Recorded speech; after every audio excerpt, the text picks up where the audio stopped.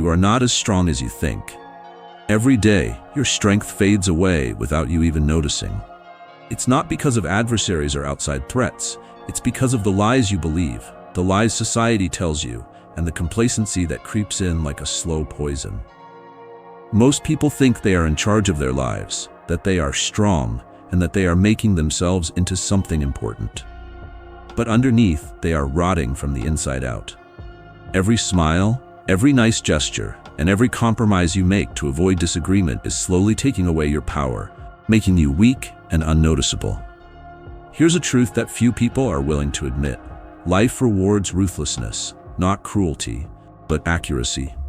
It favors those who are clear over those who are comfortable, those who are sure over those who are unsure, and those who are willing to face painful truths over those who hold on to soothing lies. But as soon as you say this, society pulls back. You are told to be nice, fit in, and stay away from fights at all costs. And by doing this, you give up the one thing that can really make you unstoppable: control over yourself. Think about this. There is strength everywhere, but the world is feeble. People chase short-lived pleasures, distractions, and meaningless praise while ignoring the conflicts that are going on all around them that will decide whether they live or die. The strongest among us don't just deal with terrible times. They plan for them, break them down, and use them as weapons. The rest? They are lost in dread, jealousy, and not knowing what to do. What side are you on? People have persuaded you that being strong means being loved, and that success is defined by how safe, comfortable, and accepted you are. But history, psychology, and how people act tell a different narrative. Niccolò Machiavelli wrote about power as a cold machine, not as a kind gift. People who hold on to moral ideals instead of practical ones are doomed to be trampled. Carl Jung examined the internal shadow, demonstrating that genuine power emerges alone when one confronts the darkness they are unwilling to recognize. Friedrich Nietzsche said that weakness pretends to be virtue, and that the strongest people are held back by the morals of the weakest people, which leads to the worst tragedies in history. Think about how much of your life is controlled by chains you can't see. How often do you give up what you want or what you could be to make other people feel better or to fit in with a society that is afraid of genuine strength? How many chances have you missed because the truth was too scary, too uncomfortable, or too unacceptable? And yet, strangely, your power is waiting for you in that very discomfort, when your instincts scream and convention shakes. The question is no longer just a thought. It's important. Are you ready to face what you've been hiding from yourself? To take away the lies that make you feel better and show the bare structure of your life? Being strong is not a fluke. It does not come from short-term motivation or unclear goals.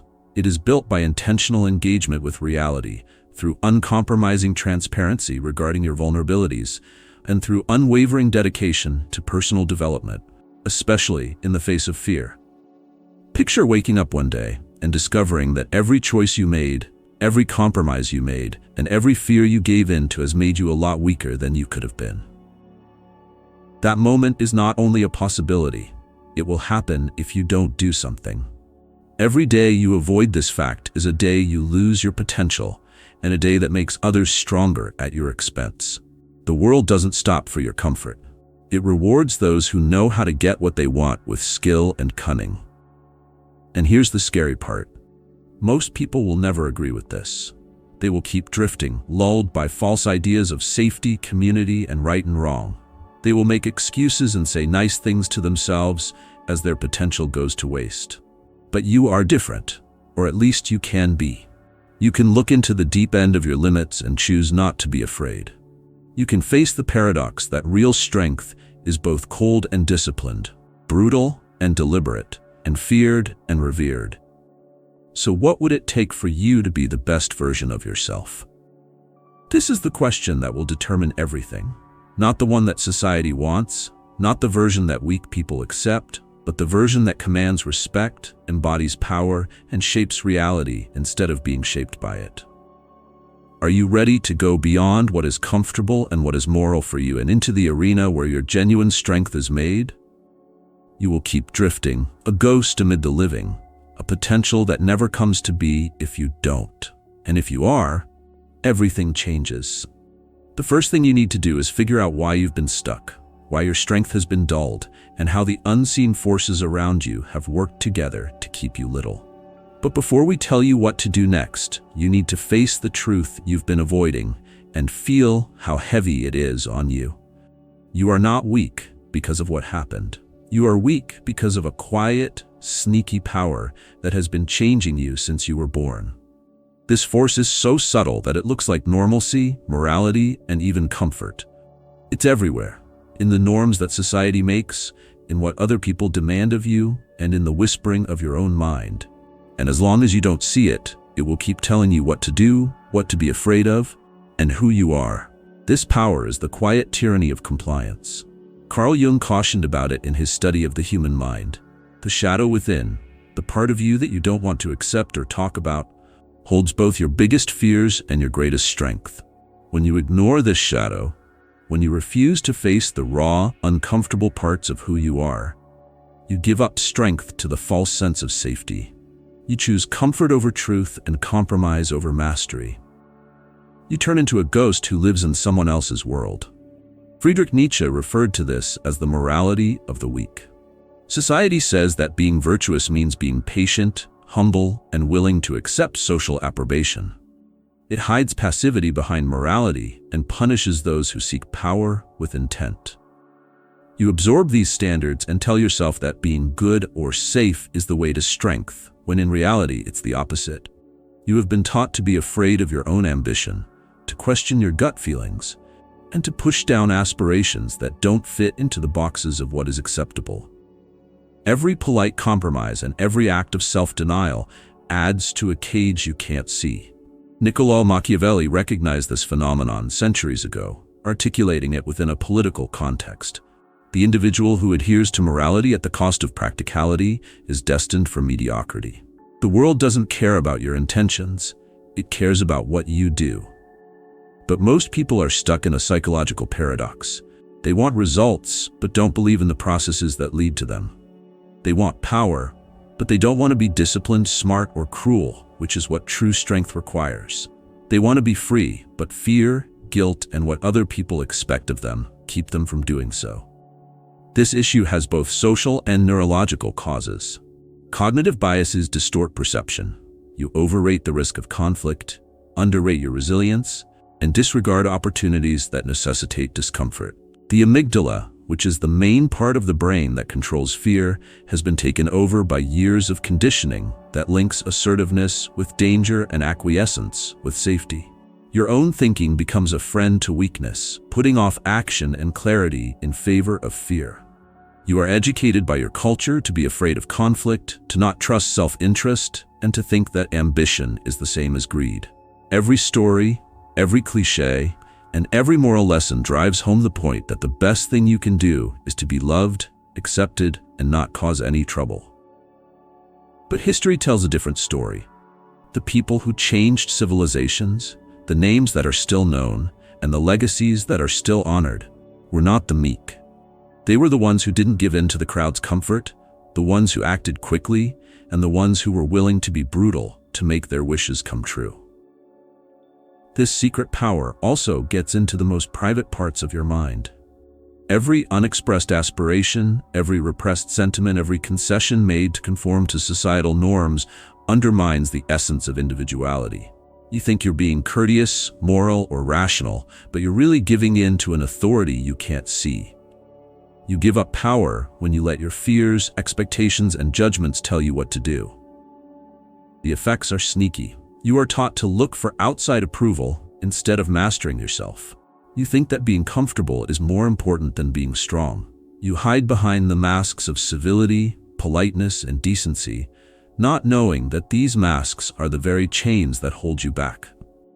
And the paradox is unavoidable. The more you attempt to be safe, moral, or likable, the weaker you get in the one area that really matters, life itself. But here's the important thing to remember. This weakness doesn't have to happen. It is not a flaw in your character, but rather a condition forced upon you by both visible and invisible factors. Jung, Nietzsche, and Machiavelli all agree on this. The first act of rebellion is to be recognized. When you recognize the patterns, name the hidden forces, and comprehend the psychological and philosophical reasons for your submission, you open up a world of possibilities. Being aware is the first step to becoming an expert. But just being aware isn't enough. When you understand the problem, you see how deep it is, but you also see how important it is to make changes. To keep living with these concealed limits is to give up your potential and slide toward mediocrity while thinking you are safe. The more you put off facing the reality, the stronger the chains become. Eventually, your existence will feel like a cage made up completely of decisions you haven't thought about. And the most disturbing part is that most people don't even know they're in prison. They think that weakness comes from outside of them, and that failure is caused by luck, circumstances, or other people's acts. But the truth is harsh. The main cause of weakness is often the self. The part of you that wants to stay comfortable, stays away from suffering, and won't face your shadow. It's scary to know about this force. It makes you face the painful truth that the things you've been taught to admire, like morality, empathy, and following the rules, can also be your downfall if you don't know how to use them. It makes you think about every choice, every compromise, and every moment of doubt. And yet, this acknowledgement is freeing because it shows the way forward. The only way to actual strength, independence, and change. How do you get away from this now? How can you stop being a passive victim of things you can't see and start taking back the power that is rightfully yours? The answer is not in comfort, approval, or morality as society defines it. Instead, it is in a radical, planned, and psychologically advanced rebellion against all you have been taught to believe. You can't see the shackles encircling you, but they are there. They are a part of how you think, how you act, and how you see the world. You are already limited in your choices by unseen influences that you think are natural and even necessary. But these chains are not safe. They control your life without you even knowing it, telling you what to do, how to feel, and what chances to take. One day, you wake up and find that your life has been defined by giving up instead of mastering it. Think about what cognitive bias is. Even if these things may stop you from growing, you want protection, comfort, and approval. The confirmation bias makes you believe even more that you are weak, helpless, or not enough. You look for proof that your concerns are true without even realizing it, and you ignore indicators of possible or good things. The final consequence is a life limited not by outside forces, but by your own mind, a prison of vision that seems to be reality. Neurology makes the situation worse. Your brain is geared to keep you safe, so it sees risk and disagreement as threats and fills your body with fear and doubt. Your body fights back, your mind makes excuses, and your instincts tell you to run away every time you try to get stronger. You see this resistance as proof that you are not good enough or safe, which just makes the vulnerability that the world will punish even worse. This is why so many people never get past being average. The most important conflicts are the ones you fight in your head. Cultural conditioning makes the trap worse. You learn as a child to follow the rules, respect authority, avoid disagreement, and put societal acceptability above personal truth. Every message teaches the same thing. It's safe to follow the rules, but it's deadly to break them. Every story, every moral lesson, every cliché teaches you to be afraid of your own goals and not trust your gut. You learn to get smaller, to fit in, and to back off. The world rewards those who take advantage of this weakness. People who are clear, decisive, and brave take advantage of chances while you are still unsure, still weighing your options, and still held back by worries you can't see. The effects go far beyond personal accomplishment. They affect how you see yourself, your relationships, and your worth. You are drawn to those who reflect your flaws, who agree with your fears, and who support your mediocrity. You take on roles, occupations, and lives that are safe but not very satisfying because the other option seems too scary. These compromises become a part of how you see yourself. You start to think that this is who you are: careful, reserved, and constrained. The truth is that it is who you've been taught to be. Even though you acknowledge these limits, the paradox nevertheless bothers you. There is a constant feeling of unease, a subtle dissatisfaction, and a sensation that you are destined for something more. But the way there seems blocked by layers of fear, habit, and conditioning. You look for quick fixes like distractions, shallow pleasures, and short-lived validations to quiet the nagging feeling that you're not living up to your full potential. But the relief doesn't last long. The cage is still there. The chance is gone. And with each passing day, the unseen handcuffs get tighter, making you believe that your limits are set in stone. Society makes sure that these effects stay buried, whether on purpose or not. People in the world praise conformity and criticize aggressiveness at the same time. People who are meek are lauded, whereas people who are ambitious are ridiculed. People who get ahead by being decisive are called ruthless, selfish, or unethical. And thus the cycle goes on. Fear controls actions, compromise shapes life, and the strongest potential stays dormant, unclaimed, and unknown. These hidden forces can mess up your sense of right and wrong. You start to be hard on yourself for doing things that are good for you, even when they are required for your survival and growth. You feel bad about setting limits, taking chances, and going against the grain. People who know how these things work, the real masters, don't hesitate to act. They perceive risk as an opportunity, take charge when others give up, and do well when the weak give up. You start to notice the pattern. Comfort is given to those who are weak, while criticism is given to those who are strong. But genuine consequences only benefit those who face reality without delusions. The world doesn't care what you want or what you say. The invisible forces you've taken in don't talk about things. Every concession, every moment of doubt, and every act of self-denial comes with a cost that builds up over time without anyone noticing. A life of giving up seems safe, but it's really not. Every chance you don't take, every inclination you ignore, and every challenge you avoid creates a path that will inevitably lead to regret. So, the question must be asked: will you keep living inside these invisible limits, slowly falling apart under the weight of hidden repercussions? Or will you see the pattern, comprehend the trap, and take the drastic step needed to get your power back? You don't know how high the stakes are. Every time you give in, the chains get stronger. Every time you choose to put off courage and clarity, your power stays asleep longer. There is a route forward, but it involves a change that seems inconceivable at first. A rebellion against the fears, biases, and training that have shaped your existence. The route requires clarity, ruthlessness, and the ability to face things that are uncomfortable, even scary. But for those who are brave enough, it is also the way to freedom, mastery, and becoming the best version of themselves. There comes a time in everyone's life when the cage becomes too much to handle, when you can't ignore the weight of unseen forces pushing down on you. That moment is scary because it makes you face the truth you have been avoiding. You are the one who made yourself weak. But it is also exciting since it is the first step toward liberation. To get free, you have to fight against fear, conditioning, and all the unseen chains that have controlled your life. Being really honest is the first step in this rebellion. Most individuals don't want to do this step since it hurts, is hard, and makes them feel bad. But you need to face the truth about your fears, compromises, and illusions. You need to think about where you gave up your power. Where have I let what other people expect of me affect my decisions?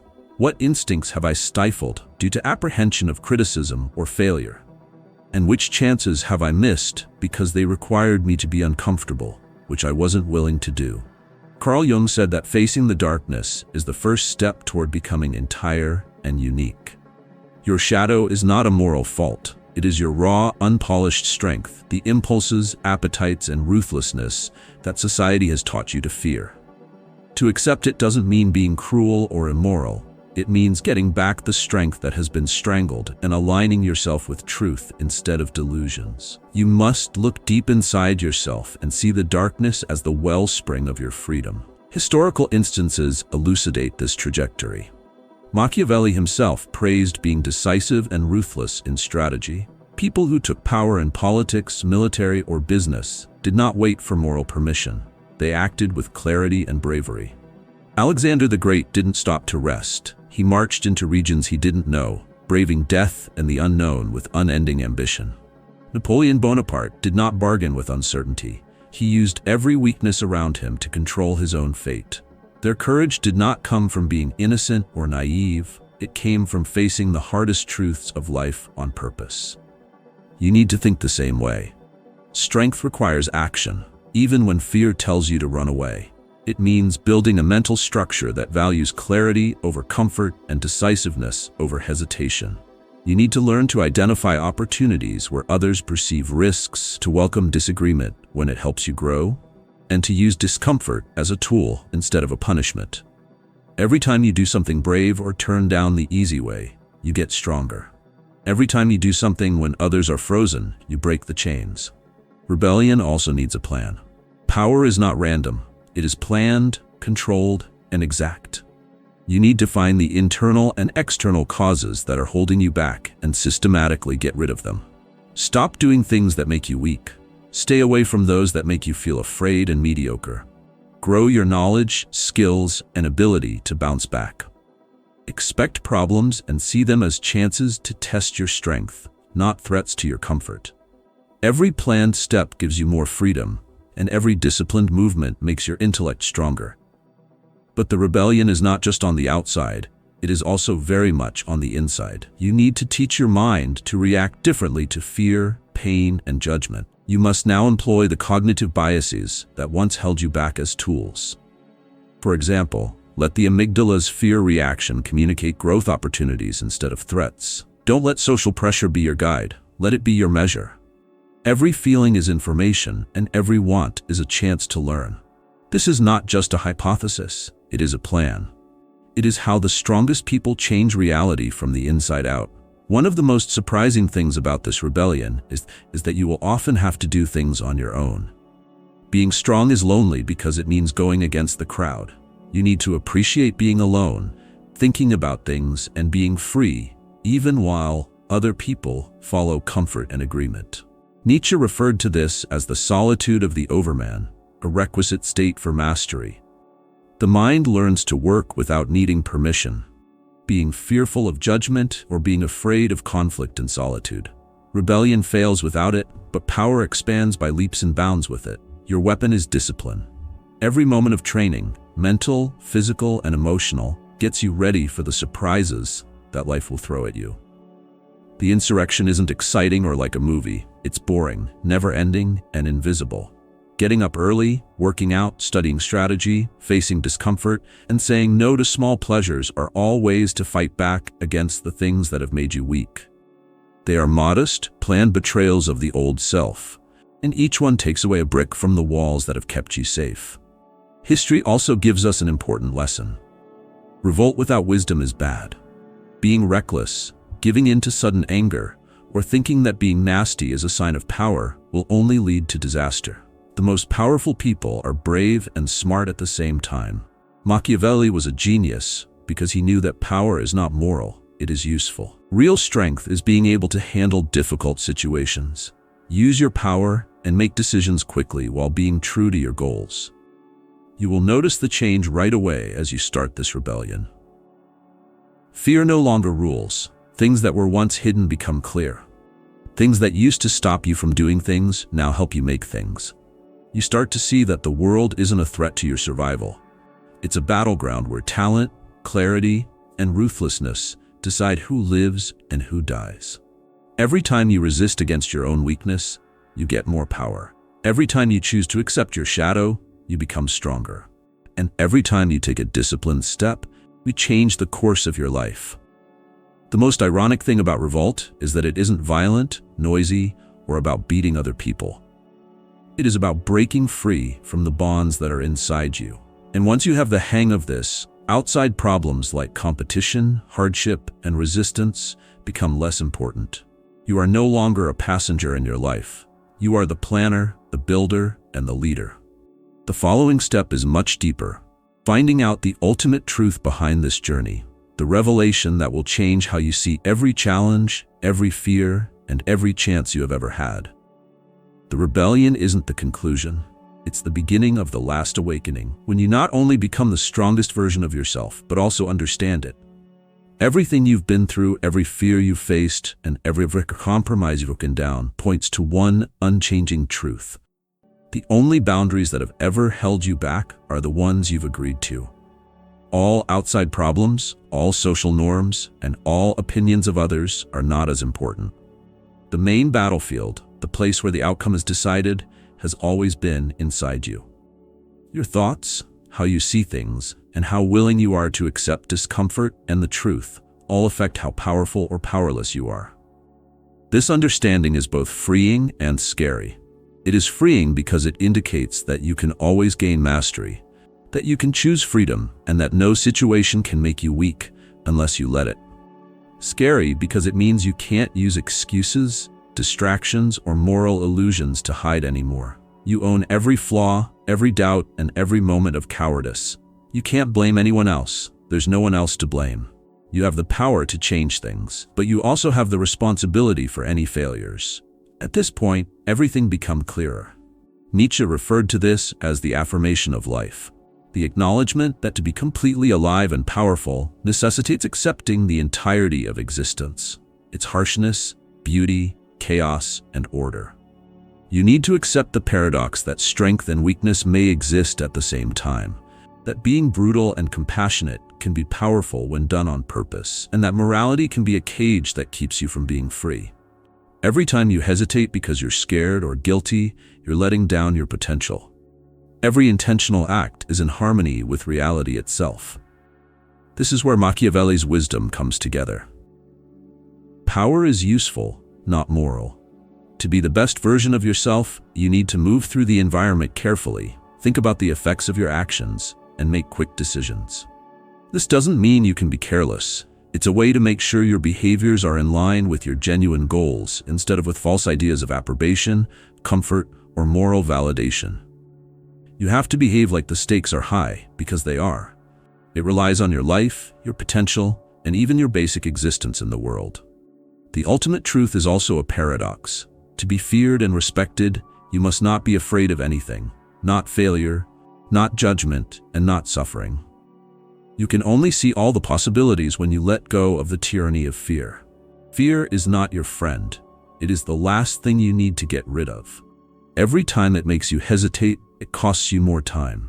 Every choice that is put off changes the path toward mediocrity. By facing fear head-on and taking action, even when you're not sure what to do, you take back the power that was always yours but never used. Many people in history have known this. Julius Caesar didn't win by being unsure. He did things while others were unsure, taking the risk that scared his opponents. Leonardo da Vinci didn't come up with new ideas by trying to please others. Instead, he explored the unknown, tried new things over and over, and put up with criticism to make works that define civilization. These numbers show the idea in its most basic form. Mastery starts from inside, with the understanding that the outside world is only a reflection of inner strength. This new information changes everything that has happened in the past. Every failure you've had is no longer proof that you're not good enough. It's just raw material for getting better. Every betrayal, every setback, and every time you feel weak is a lesson hidden in reality, waiting for someone brave enough to figure it out. Your past is not a jail, it's a set of tools. Your scars aren't signs of pain, they're proof that you can handle pain, live through it, and grow. Every challenge is a chance to use the strength you have gained from fear, doubt, and false beliefs. And here's the last paradox. The strongest version of yourself is not a fixed point. It is a changing state, an ongoing process of waking up, acting, and getting better. Power is iterative. It increases as you face reality with honesty, bravery, and accuracy. Every time you choose to be clear, say no to compromise, or make a disciplined choice, you build the structure of your being. Strength is not something you have. It is something you build over time, decision after decision, moment by moment. The reality of movies is that when you really accept this idea, the world itself starts to change. Things that were once hidden become clear. People might feel clarity and decisiveness, which makes influence flow naturally. Fear of failure goes away, since failure is now just feedback, a way to see what has to be improved, not a judgment of worth. The invisible restraints go away, not because the world changes, but because you stop obeying them. You run on a plane that you made yourself, and it can't be moved or changed. But the frightening beauty of this fact is that it can't be taught or given. It can only be understood. You need to face your own shadow, break down all of your illusions, and be purposefully cruel. When you do, though, you are no longer the same person. You are the personification of possibilities, the peak of your potential, and the strongest version of yourself. This is the most important law: learning the truth, following it with discipline, and then putting it into action. The contradiction is that the way is both scary and freeing, cruel and useful, lonely and life-changing. To accept it is to truly wake up, to take back every bit of power you have given up without realizing it, and to start living a life that is not based on compromise but on clarity, strength, and careful planning. So suddenly, the question is no longer just a thought.